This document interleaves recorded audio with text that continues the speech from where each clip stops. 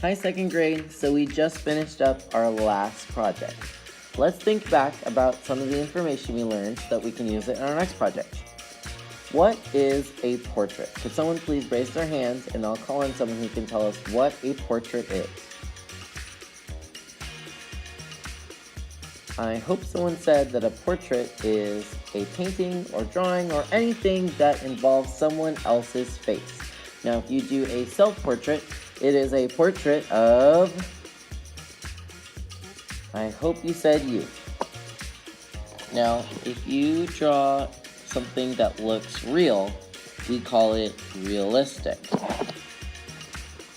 Now, what if I drew a person or myself and it did not look real? What if I purposely did not want it to look real? Who could raise their hand and tell us what that would be called in art? I hope someone said abstract. If you make something not look like it is real, it is abstract. We're gonna be studying a brand new artist. His name is Pablo Picasso. He's one of the most famous artists who ever lived. He is no longer alive. He would like to paint people, but they really kind of didn't look like people. They looked kind of crazy. So we would call his artwork abstract. Some of them were extremely colorful, while some were really kind of dull, and they had a lot of colors that made us feel a little bit sad. Let's take a look at this image for 10 seconds. I just want you to look at the image, follow it with your eyes, see where your eyes go for 10 seconds while I count. 1, 2, 3, 4, 5, 6, 7, 8, 9, 10. Alrighty, let's go ahead and have some hands raised so that we can share what we think or what we saw.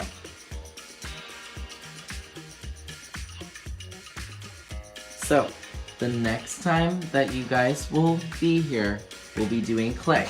This time we're doing the real clay. Last time we used kind of a fake clay that dried without an oven, but this time we're using the adult clay. This is called the Kiln, and what it is basically a giant oven with a giant fan.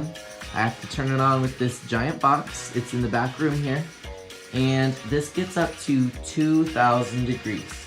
Could I have someone raise their hand and tell me how hot do you think an oven gets when you cook a pizza? I hope someone said 400 degrees. Now this one gets up to 2,000 degrees, so it's gonna take a long time for me to get these back to you, maybe a couple weeks, but I will get them back to you as soon as possible. Earlier this year, we learned that the cool colors are blue, green, and purple, and the warm colors are red, orange, and yellow. Then we learned about complementary colors, and remember those are colors that are opposite each other on the color wheel. Now, I want you to tell me, what are the primary and secondary colors? So think hard. Hopefully you know this one. Could someone please raise their hand and tell us what the primary and secondary colors are? So the primary colors are red, yellow, and blue. And the secondary colors are green, orange, and purple. Could I have someone tell me why the secondary colors are called secondary colors? So I hope I got some good answers. So the secondary colors are called secondary because the primary colors have to mix to get them. So you have to have two. And that's why we say second, because it took a little bit of mixing. So if you mix two primary colors together, you will get a secondary color. And that's why they're side by side on the color wheel. We're gonna be talking about color again. So how to use my color wheel. These big slices of the color wheel pizza are the primary colors. Say primary colors. Okay, and how many primary colors do we have? Awesome. So the secondary colors are the ones in the middle, like orange, green, greenish blue, purple, and then we have kind of this magenta color.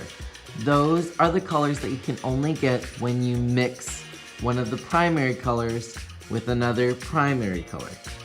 When you walked in, you should have picked up a color piece of paper, and we're going to use this to plan out our creature that we are going to make. Now your creature can look like a monster, it could look like a person. You could use your proportion from our last project, or you could forget proportion and make it crazy. Now, on our last project we talked about all the different head shapes, but maybe since we're talking about Picasso and being abstract, maybe it's just a triangle for a face. So I'm going to draw real big, and then I'm going to check the shape that I'm making. I'm going to do a triangle because I want this to look a little crazy, and make sure that my hand can mostly fit inside it. If it can, perfect. Now it's time to cut this out. I'm going to use my scissors and cut this out. Now, I cut out my face, but I have all these leftover pieces. It would be wasteful for me to throw this away, while others could use this as maybe their eyes or their nose. So I'm gonna put this in the scrap bin at the end of the table. Now, I'm gonna use some of the different secondary colors, like this darker green, to make maybe a nose. Now, if you want to, with your pencil, you could actually draw the nose before you cut it.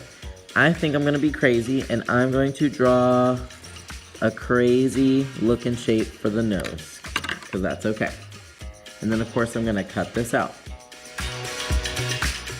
Now, I cut out my face, but I have all these leftover pieces.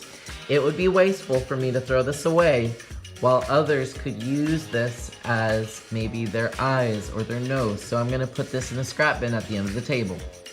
Now, I'm gonna use some of the different secondary colors, like this darker green, to make maybe a nose. Now, if you want to, with your pencil, you could actually draw the nose before you cut it. I think I'm gonna be crazy, and I'm going to draw a crazy looking shape for the nose, because that's okay. And then of course I'm gonna cut this out. And now I'm going to take it, put it upside down, and then I'm going to glue it where I want it to go. But maybe my nose is kind of off to the side. Maybe it's not in the center. It doesn't have to be. Remember, these are crazy looking faces. And then, look at this. Do you think anyone's gonna make something out of this piece of paper? Maybe, but you're gonna have to use your best judgment. Should you put it in the scrap bin, or should you throw it away? It can go either way. I would probably ask a friend nearby if they need this color. If not, this is probably too small and we can throw it away. Now it's time for me to make the eyes. I haven't used this kind of aquamarine color yet, so I think I'll use it. I think I'm gonna do a rectangle for one eye and then a circle for the other, just to be kind of crazy. And then I'm gonna use a little bit of the orange paper to cut out some pupils. Remember, just a dot of glue is all you need.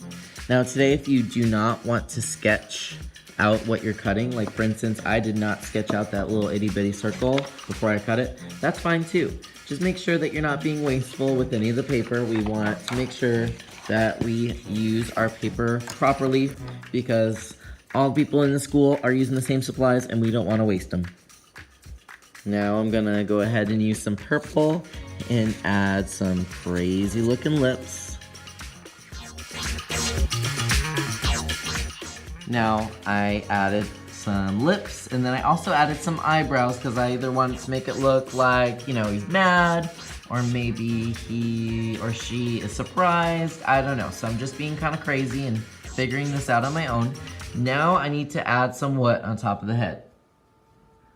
I hope you said hair. So I just cut out some of the hair from a little rectangle of purple paper, and I was cutting in kind of a zigzag formation, and then I was getting all these little extra tiny purple triangles. So I decided to be an upstander and actually reuse them, and I put them around my eye, and maybe I'm gonna put one on the chin. It is awesome. I love it when I see people reusing things. It tells me that you're thinking about this very creatively. So maybe instead of just cutting the design I wanted for the hair out, you can also reuse the pieces that fall to the table. So I think I'm pretty much done cutting. Now, I don't think anyone could reuse these itty bitty pieces of triangles. I already used a bunch, so I'm going to throw those in the trash can. These big pieces, make your best judgment, and I'm going to put them back into the bin because I think that someone else could use them. Now, before I'm done, it's really important that we make sure our name's on it. So I'm gonna flip this over, and in a spot that is dry and doesn't have glue or something on it, I'm gonna write my name, Mr. Boatfield, but you need to write your name.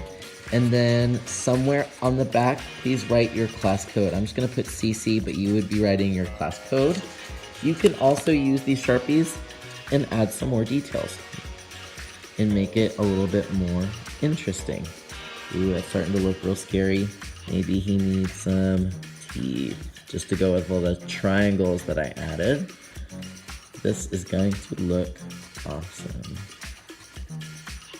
Once you are done, it's important that we put this on the drying rack. On the drying rack, we always put it on the bottom first. You'll have to look a little bit and make sure that it stays, because some people, they just throw it in there and it's gonna just fall right to the bottom. I want you to make sure that you put it in a way that it actually stays put. You can put multiple on the same level, but once there's something there, please don't put your artwork over someone else's because it could get glued. And then go up the drying rack as you put these over here. Here are some things you can think about when you make your face today. Make sure it has eyes, eyebrows, nose, and mouth. Use those crazy shapes I know you can make, and use different colors.